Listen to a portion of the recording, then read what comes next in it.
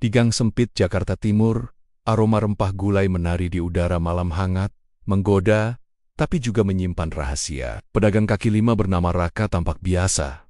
Senyum ramah, suara riang menjajakan dagangannya. Namun, di balik asap dan aroma, daging yang menggiurkan, polisi mencium sesuatu yang aneh. Sesuatu yang membuat naluri kriminal mereka berdengung. Bisik-bisik daging manusia mulai muncul di laporan warga. Raka, tanpa sadar menjadi pusat sorotan. Malam Jakarta Timur selalu punya aroma sendiri, perpaduan asap kendaraan, tanah lembab, dan rempah yang berdesir di setiap gang sempit. Tapi di gang kecil, tepat di pojokan pasar tradisional, ada aroma lain yang tak bisa diabaikan. Aroma gulai, panas yang menguap dari tungku pedagang kaki lima bernama Raka. Bagi warga sekitar, Raka hanyalah pedagang biasa. Senyumnya ramah, suaranya lantang ketika menjajakan dagangan, dan tangannya cekatan mengaduk kuah gulai yang harum. Raka tidak pernah menolak sapa, selalu menyapa tetangga dan pelanggan dengan ramah. Tapi di balik senyum itu, tersimpan beban yang tak terlihat. Utang sekolah anak yang menumpuk, biaya rumah sakit orang tua yang semakin berat, dan hutang kecil yang menjeratnya setiap akhir bulan. Hidupnya sederhana, tapi penuh tekanan. Malam ini, seperti malam-malam sebelumnya, ia sibuk menyiapkan kuah gulai sambil menghitung ulang stok daging dan rempah. "Pak, gulainya panas nih. Lumayan buat menghangatkan malam," seru Raka. Tangannya sigap menyendok kuah ke mangkuk pelanggan setia. Orang-orang tersenyum, menepuk bahunya, bahkan sesekali memberi komentar ringan tentang harga yang ramah di kantong. Semua terlihat normal, hangat, dan akrab. Tapi di mata aparat kepolisian yang dayam-dayam memantau kawasan itu, Raka mulai tampak berbeda. Laporan kecil mulai masuk. Beberapa warga merasa ada bau aneh yang menyengat di gang sempit itu. Berbeda dari aroma daging, sapi biak. Mereka mengeluh ringan, tapi cukup untuk membuat polisi mencatatnya. Belum lagi laporan pria hilang yang terakhir terlihat memasuki gang itu beberapa hari lalu. Tidak ada yang bisa menjelaskan dengan pasti, tapi polisi mulai menyambungkan titik-titik. Castle itu, aroma gulai Raka, yang selama ini dianggap sekadar makanan hangat, kini menimbulkan pertanyaan di kepala mereka. Apakah mungkin ada sesuatu yang tersembunyi di balik tungku panas itu? Di rumahnya, Raka duduk sebentar di meja kayu yang ringkih. Anak perempuannya sedang mengerjakan PR di meja kecil di sudut kamar, sementara ibunya terbaring lemah di ranjang karena sakit yang tak kunjung sembuh. Raka mengelus kepala anaknya, mencoba menyembunyikan rasa putus asa. Ia berpikir, besok harus ada cukup uang untuk sekolah dan obat. Tidak boleh ada celah. Setiap malam seperti ini, ia memutar ulang perhitungan, menghitung dari uang receh hingga biaya yang harus dibayar, sampai kepala terasa pusing.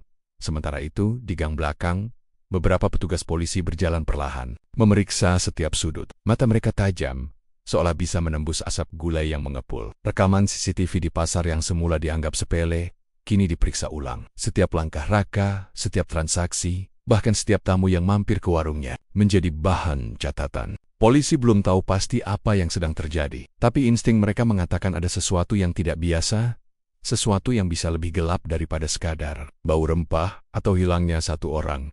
Raka tetap tersenyum, tetap sibuk melayani pelanggan, tanpa menyadari bahwa malam itu, aroma gulainya tidak hanya menggoda perut, tetapi juga menimbulkan kecurigaan. Setiap sendok kuah, setiap potongan daging yang ia masak, seolah mengisyaratkan rahasia yang tersembunyi. Kehidupan sehari-hari yang tampak biasa mulai menampilkan celah, tekanan ekonomi, tanggung jawab keluarga, dan kebutuhan untuk bertahan hidup. Semuanya berjalan di atas garis tipis antara normalitas dan risiko, sementara polisi dayam-dayam menyopkin. Mata mereka mencatat setiap gerakan Raka dengan penuh rasa penasaran dan waspada. Gang sempit itu tetap ramai oleh tawa dan obrolan ringan warga. Lampu jalan berkelip, pedagang lain menutup lapak, dan Jakarta Timur terus berdenyut. Tapi di balik hangatnya malam, aroma gulai dan ketegangan kecil dari hal-hal yang tampak sepele mulai menumpuk. Polisi mencatat, Raka bekerja dan kota ini terus berputar. Tidak tahu bahwa tekanan dan kebutuhan akan membentuk kisah yang lebih gelap di hari-hari berikutnya. Pagi datang terlalu cepat bagi Raka. Setelah menutup lapak hampir tengah malam, ia tetap terjaga lama, menghitung uang hasil jualan yang terasa semakin tipis. Uang kertas lusuh tersusun di atas meja, bercampur dengan koin receh yang berdering. Pelan, setiap kali disentuh, ia menghitung, mengulang, lalu menghitung lagi. Hasilnya tetap sama, tidak cukup. Tagihan sekolah anaknya jatuh tempo 3 hari lagi. Pihak sekolah sudah memberi peringatan halus. Biaya rumah sakit ibunya juga belum dibayar penuh. Obat harus ditebus setiap minggu. dan harganya tak pernah turun. Di luar itu, ada utang kecil dari tetangga, pinjaman dari koperasi, dan cicilan bahan dagangan di pasar. Semua menumpuk seperti batu di dada. Di rumah kontrakan yang sempit itu, Raka berusaha terlihat kuat. Ia menyiapkan sarapan sederhana, tersenyum pada anaknya, dan menenangkan ibunya yang batuknya semakin sering. Tapi di dalam dirinya, ada api kecil yang terus membara campuran cemas, malu, dan rasa bersalah. Ia merasa gagal sebagai ayah, gagal sebagai anak. Setiap kali anaknya berkata, "Pak, minggu depan ada pembayaran buku tambahan," Raka hanya mengangguk. Setiap kali ibunya bertanya, "Obatnya masih ada, Nak?" Ia menjawab cepat, "Masih, Bu." Padahal ia tahu persediaan hampir habis. Siang itu, Raka pergi ke pasar untuk membeli bahan seperti biasa. Ia mencoba bernegosiasi dengan pedagang daging agar bisa membayar nanti sore. Tapi pedagang itu menggeleng tegas. "Maaf, Rak, sekarang semua lagi susah. Bayar dulu baru ambil." Raka hanya tersenyum kaku, menahan malu yang menyesakkan saat berjalan pulang melewati gang belakang pasar. Ia melihat seorang pria berdiri di dekat tembok tua. Pria itu mengenakan jaket gelap. Wajahnya tenang tapi sulit ditebak. Tatapannya mengikuti langkah Raka. "Raka, ya?" tanya pria itu pelan. Raka berhenti. Ia merasa asing dengan suara itu. "Iya, ada apa, Pak?" Pria itu tersenyum tipis. "Saya dengar usaha gulainya lumayan ramai. Kalau butuh tambahan modal, saya bisa bantu." Kata modal terdengar seperti angin segar di tengah panas yang menyiksa. Raka terdiam. Ia pernah mendengar tawaran seperti ini cepat, mudah, tanpa banyak syarat. Tapi bayosannya, di balik kemudahan itu, ada harga yang lebih mahal. "Saya tidak kenal Bapak," jawab Raka hati-hati. "Tak perlu kenal lama. Kita sama-sama cari makan," balas pria itu ringan. "Nanti saya mampir ke lapakmu malam ini. Kita bicara santai." Pria itu pergi begitu saja, meninggalkan Raka dengan pikiran yang semakin berat. Tawaran itu menggoda, tapi juga menakutkan. Ia tahu, setiap keputusan dalam keadaan terdesak sering berujung penyesalan. Malamnya, Raka kembali membuka lapak. Tangannya tetap cekatan mengaduk kuah, tapi pikirannya tidak tenang. Setiap pelanggan yang datang ia layani dengan senyum, namun matanya sesekali melirik ke ujung gang, mencari sosok pria tadi. Di sisi lain, dua petugas kepolisian terlihat berbincang dengan ketua RT. Mereka tidak mengenakan seragam lengkap, hanya pakaian biasa. Pertanyaan mereka terdengar ringan tentang warga baru, tentang aktivitas malam hari, tentang laporan bau menyengat yang sempat dikeluhkan beberapa orang. "Warung gulai itu ramai terus ya?" tanya salah satu petugas. "Iya, Pak, dari dulu memang laris," jawab ketua RT. Petugas itu mengangguk pelan. "Belakangan ada yang aneh." Ketua RT mengangkat bahu. "Cuma gosip bau itu saja." "Sama, katanya ada orang hilang, terakhir kelihatan di sekitar sini." Percakapan itu singkat, tapi cukup untuk menambah catatan di buku kecil petugas tersebut. Di lapaknya, Raka akhirnya melihat pria misterius itu datang. Ia duduk tanpa banyak bicara, memesan 1 porsi gulai. Wajahnya tetap tenang, seperti tidak membawa beban apapun. "Bagaimana? Sudah dipikirkan?" tanyanya setelah beberapa menit. Raka menelan ludah. Api dalam dadanya terasa semakin besar. Di satu sisi, ia butuh uang. Di sisi lain, ia takut terjebak dalam sesuatu yang tidak ia pahami. "Saya cuma pedagang kecil, Pak. Takut tidak sanggup bayar kalau bunganya besar," kata Raka pelan. Pria itu tersenyum lagi. "Semua ada jalannya, Rak. Tinggal kamu berani atau tidak." Kata berani itu menggantung di udara, seperti tantangan yang tak terlihat bentuknya. Raka menatap kuah gulainya yang mendidih pelan. Uap panas naik ke wajahnya membuat pandangannya kabur sejenak. Ia tidak tahu bahwa percakapan malam itu sedang diam-diam direkam oleh kamera CCTV toko di seberang gang. Polisi mungkin belum memiliki bukti apapun, tapi pola-pola kecil mulai terlihat. Pria hilang, bau aneh, transaksi yang meningkat. Dan kini, sosok misterius yang berhubungan dengan Raka. Malam semakin larut. Pelanggan berkurang. Pria itu akhirnya berdiri dan pergi, meninggalkan secarik nomor telepon di meja kayu. Raka memandangi kertas itu lama sekali. Di dadanya, tekanan berubah menjadi bara. Bara yang belum membakar apapun, tapi sudah cukup panas untuk mengubah arah hidup. Hujan turun tipis malam itu. Tidak deras, hanya cukup untuk membuat gang belakang pasar terasa lebih sempit dan sunyi. Raka menutup lapaknya lebih cepat dari biasanya. Pelanggan sepi, pikirannya juga sedang tidak tenang sejak pertemuan dengan pria misterius 2 malam lalu. Nomor telepon itu masih tersimpan di saku celananya. Seharian ia memikirkan tawaran modal cepat itu. Pagi tadi, Pihak sekolah kembali mengirim pesan pengingat pembayaran. Rumah sakit juga menelepon, mengingatkan biaya rawat ibunya yang belum dilunasi. Raka merasa seperti didorong ke sudut ruangan yang makin menyempit. Sekitar pukul 11 malam, ketika sebagian besar pedagang sudah pulang, pria misterius itu muncul lagi. Kali ini tanpa senyum ringan, wajahnya lebih tegas. "Kamu belum hubungi saya," katanya pelan. Raka menarik napas panjang. "Saya masih pikir-pikir, Pak." Pria itu melangkah mendekat. "Pikir sampai kapan? Utangmu banyak kan?" "Saya tahu semuanya." Kalimat itu membuat Raka tersentak. "Maksud Bapak apa?" "Saya tidak asal tawar. Saya tahu kamu terdesak. Saya bisa bantu. Tapi kalau kamu menolak, jangan salahkan kalau ada konsekuensinya." Nada suaranya berubah, tidak lagi ramah, melainkan menekan. Raka mulai merasa terpojok. "Saya tidak pernah minta dicatat atau diikuti," katanya. Suaranya meninggi. Pria itu mendekat lagi. Jaraknya kini hanya 1 langkah. "Di dunia ini, Rak, tidak ada yang gratis. Kalau kamu tidak mau kerjasama, saya bisa buat daganganmu sulit dapat bahan. Saya kenal orang pasar." Ancaman itu terasa nyata. Raka merasakan darahnya berdesir lebih cepat. Selama ini ia bertahan, mati-matian agar tetap jujur dan bersih. Tapi sekarang, seseorang datang bukan untuk membantu, melainkan menekan. "Jangan paksa saya," ujar Raka dengan suara gemetar. Pria itu menepuk bahu Raka agak keras. "Ini bukan soal paksa. Ini soal pilihan." Sentuhan itu membuat Raka refleks mendorong. Tidak keras, hanya gerakan spontan karena panik dan takut. Namun lantai gang yang licin oleh hujan menjadi faktor yang tidak diperhitungkan. Pria itu kehilangan keseimbangan, tubuhnya terhuyung mundur, kakinya terpeleset, dan kepalanya membentur sudut tembok beton dengan suara yang terdengar jelas di antara rintik hujan. Semua terjadi dalam hitungan detik. Raka membeku.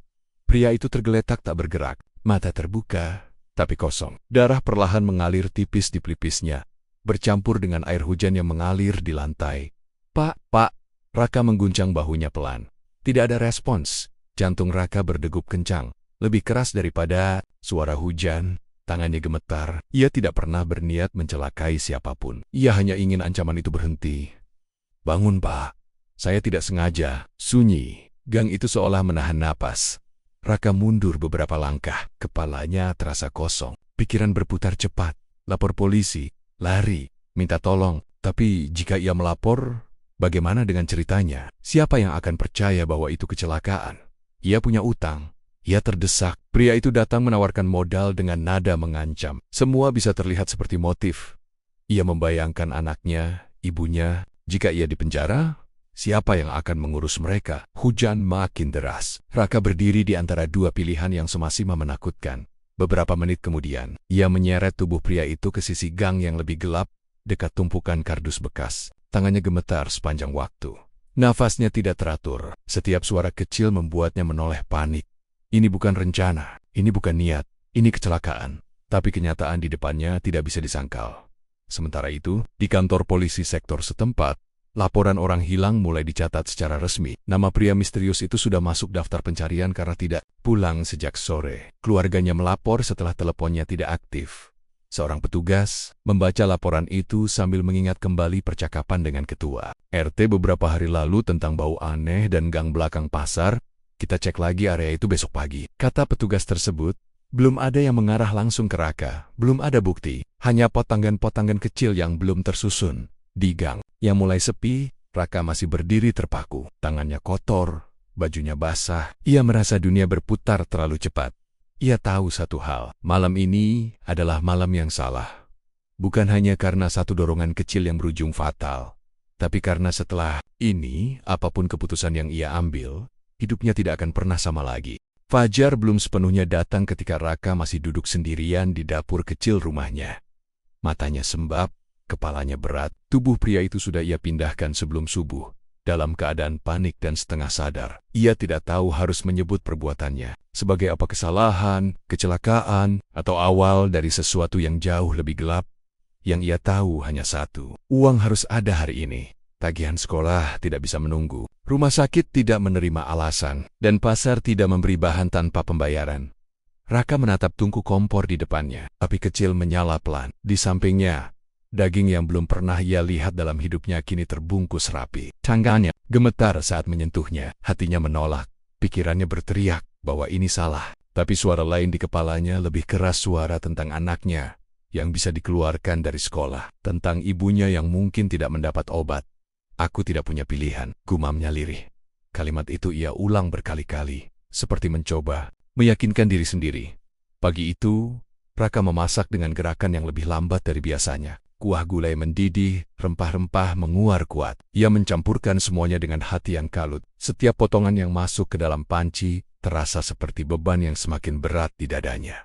Ia tahu ini keputusan ekstrem. Ia tahu ini melampaui bait. Tapi dalam pikiran yang kacau, ini hanya tentang bertahan hidup setidaknya untuk hari ini. Menjelang sore, lapaknya kembali berdiri di ujung gang. Asap mengepul seperti biasa. Aroma rempah bahkan terasa lebih kuat dari hari-hari sebelumnya. Raka berdiri dengan wajah pucat, tapi berusaha tetap tersenyum. Seperti biasa. "Rak, 2 porsi," kata seorang pelanggan tetap. Raka mengangguk. Tangannya bergerak otomatis, tapi jantungnya berdebar tidak wajar. Ia merasa setiap orang yang menatapnya bisa membaca rahasia di wajahnya. Seorang ibu-ibu mengernyitkan dahi. "Hari ini aromanya agak beda ya?" Raka tercekat sepersekian detik. "Oh, mungkin karena rempahnya baru, Bu. Saya coba resep sedikit beda." Ibu itu tertawa kecil. "Yang penting enak." Beberapa pelanggan memuji rasa gula yang dianggap lebih kuat dan gurih. Pujian yang biasanya membuatnya bangga, kini justru terasa seperti sindiran. Setiap sendok yang disuapkan orang lain menjadi bayangan yang menghantui pikirannya di Sadit Gang. 2 pria berdiri memperhatikan dari kejauhan. Mereka bukan pelanggan. Salah satunya memegang ponsel. Tampak seperti memotret. Raka mencoba tidak memedulikan, tapi rasa takut mulai merayap. Sementara itu, di kantor polisi, rekaman CCTV dari toko seberang gang diputar ulang. Gambarannya tidak terlalu jelas tapi terlihat. Sosok pria misterius memasuki gang malam itu. Beberapa menit kemudian, hanya Raka yang terlihat keluar sendirian. Dengan gerakan tergesa, "Perbesar bagian ini," kata seorang penyidik. Gambar diperbesar. Wajah tidak terlalu jelas, tapi pakaian yang dikenakan cocok dengan deskripsi pedagang gulai di laporan ketua RT. "Belum cukup bukti," ujar penyidik lainnya, tapi ini mulai mengarah. Selain rekaman itu, ada laporan tambahan dari warga tentang bau menyengat yang berbeda dari biasanya. Bukan sekadar aroma gulai, lebih tajam, lebih mengganggu. Polisi belum bisa menyimpulkan apapun. Namun nama Raka kini mulai disebut dalam diskusi internal mereka. Di lapaknya, Raka merasakan tekanan dari segala arah. Setiap suara motor yang melambat di depan gang membuatnya tegang. Setiap tatapan pelanggan terasa lebih lama dari biasanya. Dalam hatinya, konflik tak berhenti. Ia ingin menyerahkan diri, tapi ia juga melihat uang hasil jualan. Hari itu lebih banyak dari biasanya. Uang yang bisa menutup biaya sekolah, uang yang bisa membeli obat, ini cuma sementara. Sampai semua lunas, bisiknya pada diri sendiri. Namun semakin lama ia berdiri di depan tungku kuah itu, semakin ia sadar. Keputusan hari ini bukan sekadar soal uang. Ia telah melewati batas yang tak bisa ditarik kembali. Api kompor terus menyala, kuah terus mendidih, pelanggan terus datang. Dan tanpa mereka sadari, di balik aroma yang menggoda itu, tersimpan rahasia yang pelan-pelan mulai tercium bukan hanya oleh warga, tetapi juga oleh aparat yang kini semakin yakin bahwa di gang sempit Jakarta Timur itu, ada sesuatu yang lebih dari sekadar gulai biasa. Pagi itu suasana gang terasa berbeda. Biasanya hanya ada suara pedagang membuka lapak dan ibu-ibu menyapu halaman. Namun hari itu, 2 mobil tanpa tanda khusus terparkir di ujung jalan. Beberapa pria berpakaian rapi turun dengan langkah tenang, membawa map dan tatapan serius. Unit kriminal Jakarta akhirnya turun langsung. Kasus pria hilang yang awalnya dianggap biasa kini naik tingkat. Ada terlalu banyak potongan kecil yang mengarah ke satu titik. Gang sempit tempat Raka berjualan. Penyelidikan dimulai dari hal paling sederhana, wawancara warga. "Terakhir lihat korban di mana?" tanya seorang penyidik kepada pemilik toko kelontong. "Masuk ke gang itu, Pak. Malam hari." "Setelah itu nggak kelihatan lagi?" jawabnya sambil menunjuk ke arah lapak Raka. Beberapa warga mengaku mencium bau tak biasa beberapa malam terakhir. Ada yang bilang itu hanya rempah yang lebih kuat. Ada yang bilang aromanya membuat mual. Namun tak satu pun berani memastikan. Polisi mencatat semuanya. Setiap kalimat, setiap detail kecil. Di pasar, petugas lain memeriksa transaksi pembelian bahan Raka. Dari catatan pedagang daging, terlihat bahwa dalam beberapa hari terakhir, Raka justru membeli lebih sedikit bahan baku dari biasanya. Namun anehnya, penjualannya justru meningkat. "Itu yang aneh," ujar salah satu penyidik sambil menunjuk buku catatan. "Penjualan naik, tapi pembelian bahan turun. Sebuah anomali." Mata polisi Seperti yang sering disebut dalam ruang briefing, harus mampu menembus kabut kebohongan sekecil apapun. Dan kali ini, kabut itu berupa asap gula yang mengepul setiap malam. Rekaman CCTV kembali diputar. Sosok pria misterius masuk ke gang. Tidak ada rekaman ia keluar. Beberapa menit setelah itu, Raka terlihat keluar dengan gerakan tergesa, lalu kembali lagi. Kenapa dia bolak-balik? Tanya seorang penyidik. Belum ada jawaban. Tapi pola mulai terbentuk. Sore harinya, dua petugas mendatangi lapak Raka sebagai pelanggan biasa. Mereka duduk di bangku kayu, memesan satu porsi, dan memperhatikan dengan saksama. Raka berusaha tetap tenang, namun tangannya sedikit gemetar saat menyendok kuah. "Ramai ya sekarang, Pak?" Tanya salah satu petugas dengan nada ringan. "Alhamdulillah, Pak. Lumayan," jawab Raka, memaksakan senyum. Petugas itu mengangguk, lalu mengamati sekitar. Aroma gulai hari itu terasa tajam, terlalu tajam. Di sisi lain gang, bisik-bisik warga mulai terdengar lebih jelas. Ada yang merasa kasihan pada Raka karena tahu ia sedang terlilit utang. Ada yang mulai menghindari membeli karena merasa ada yang tidak wajar. Katanya, ada orang hilang terakhir kelihatan di sini, bisik seorang ibu pada temannya. "Ah, jangan fitnah, Raka orangnya baik," sahut yang lain. Tekanan publik perlahan muncul, tidak meledak, tapi merayap seperti asap tipis yang memenuhi ruangan. Di kantor polisi, hasil sementara dikumpulkan. Laporan bau menyengat, lonjakan penjualan, rekaman CCTV yang mencurigakan, kesaksian warga tentang pria asing yang terlihat berbicara dengan Raka. Belum cukup untuk penangkapan, tapi cukup untuk mempersempit lingkaran. "Fokus pada Raka," kata kepala unit dengan tegas. "Jangan langsung ambil tindakan. Kita kumpulkan bukti lebih kuat." Sementara itu, Raka mulai merasakan perubahan suasana. Tatapan orang-orang berbeda. Beberapa pelanggan lama tak lagi datang. Anak-anak yang biasa bermain di dekat lapaknya kini dijauhkan orang tua mereka. Ia mencoba meyakinkan diri bahwa semua akan berlalu, bahwa tidak ada yang benar-benar tahu. Namun setiap malam, ketika api kompor menyala dan asap kuah mengepul, ia merasa seolah ada sepasang mata yang terus mengawasinya, mata aparat yang perlahan menembus lapisan demi lapisan rahasia. Di balik meja kayu sederhana itu, Raka berdiri di antara dua dunia. Dunia pedagang kecil yang berjuang mencari nafkah, dan dunia penyelidikan yang semakin mendekat.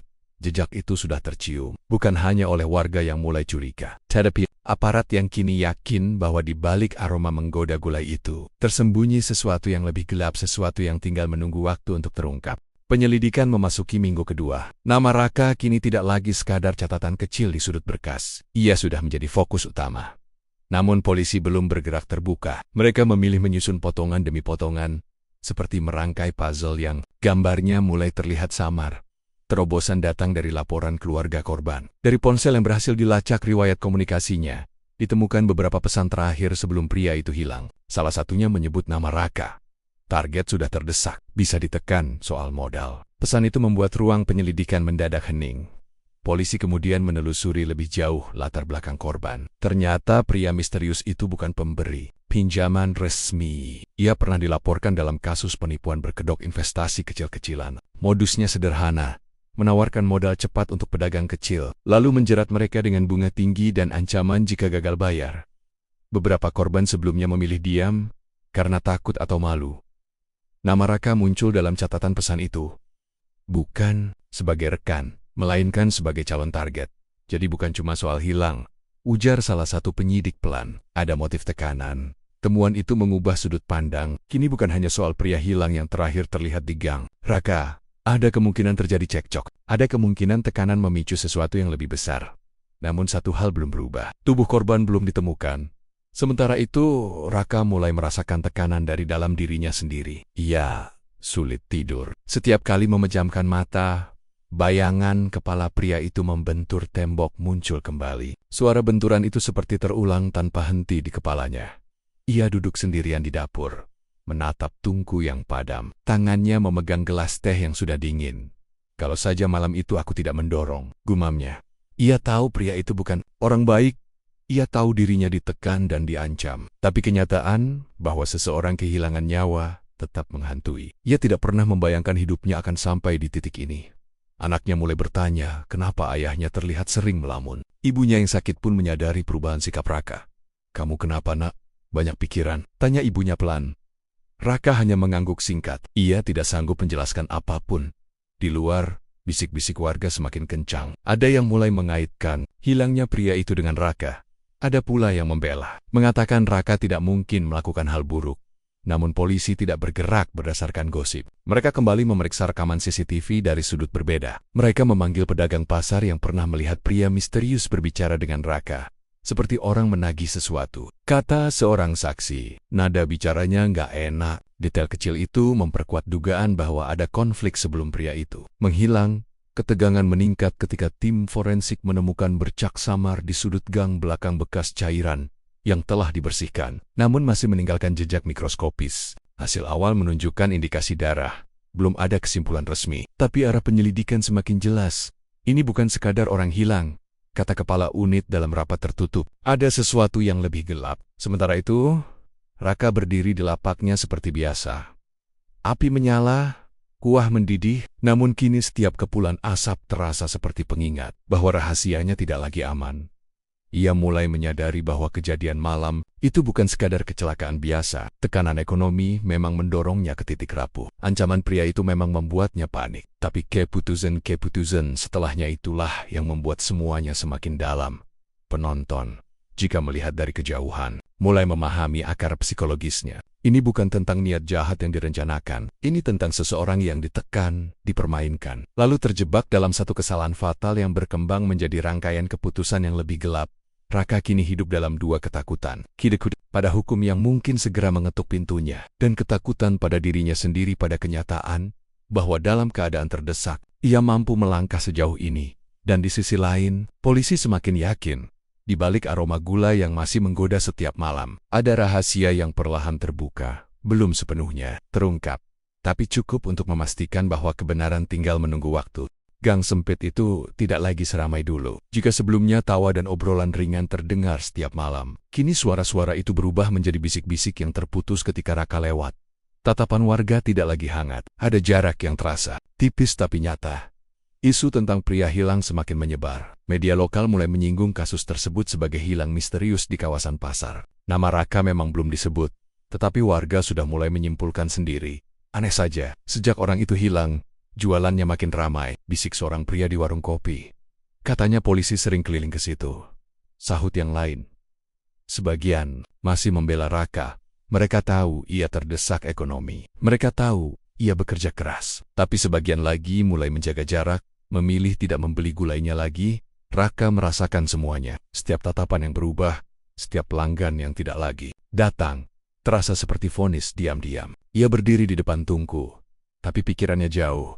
Ia mulai bertanya pada dirinya sendiri, sampai kapan semua ini bisa bertahan? Di rumah, anaknya bercerita bahwa teman-temannya mulai membicarakan ayahnya. Pak, mereka bilang warung kita diperiksa polisi.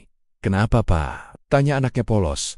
Pertanyaan itu seperti pisau yang menggores perlahan. Raka tidak bisa menjawab dengan jujur. Ia hanya berkata, tidak apa-apa. Polisi cuma tanya-tanya. Namun di dalam dirinya, badai sudah hampir pecah. Di sisi lain, penyelidikan polisi semakin ketat. Tim mulai menyusun strategi. Mereka memeriksa aliran uang Raka, membandingkan pemasukan dan pengeluaran. Mereka menempatkan petugas yang menyamar sebagai pembeli rutin, mencatat pola kerja Raka, waktu buka tutup lapak, bahkan ekspresi wajahnya ketika ditanya hal tertentu. Salah satu penyidik akhirnya memanggil Raka secara resmi untuk dimintai keterangan di ruang interogasi yang sederhana. Raka duduk dengan tangan saling menggenggam, lampu neon di atas kepalanya terasa terlalu terang. Kami hanya ingin memastikan beberapa hal, kata penyidik dengan nada tenang. Anda terakhir terlihat berbicara dengan korban. Apa yang dibicarakan? Raka menelan ludah. Ia menjawab hati-hati, mengakui bahwa pria itu menawarkan modal. Ia juga mengakui ada perbedaan pendapat, tapi menegaskan bahwa setelah itu mereka berpisah. Tidak ada yang lain? Tanya penyidik, menatap lurus. Tidak, jawab Raka singkat. Penyidik tidak langsung menekan. Mereka tahu, tekanan psikologis sering lebih efektif daripada bentakan. Mereka menunjukkan foto CCTV, memperlihatkan waktu dan posisi. Kenapa Anda terlihat tergesa malam itu? Raka terdiam sepersekian detik terlalu lama. Itu, sudah malam. Saya ingin cepat pulang, katanya akhirnya. Interogasi berakhir tanpa pengakuan. Tapi bagi polisi, bahasa tubuh Raka berbicara lebih banyak daripada kata-katanya. Sementara itu, kabar bahwa Raka dipanggil polisi menyebar cepat. Warga semakin yakin ada sesuatu yang disembunyikan. Ada yang mulai turang-turanggen, menyarankan agar ia berhenti berjualan sementara. Tekanan sosial kini menyatu dengan tekanan hukum.